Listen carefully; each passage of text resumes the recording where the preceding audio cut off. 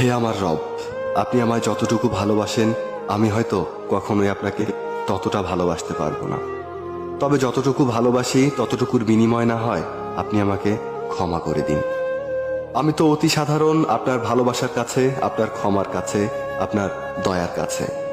আমাকে একটু দয়া করুন।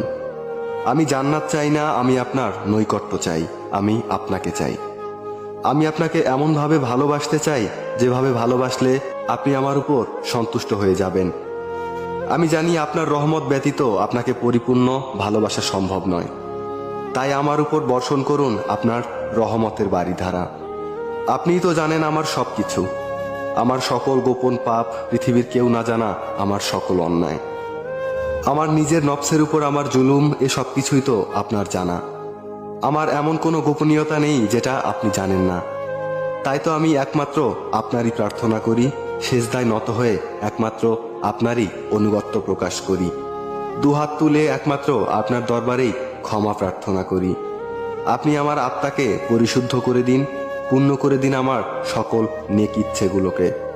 আমি তো গুনাহগার, আপনার অসীম ভালোবাসার চাদরে আমাকে জড়িয়ে নিন।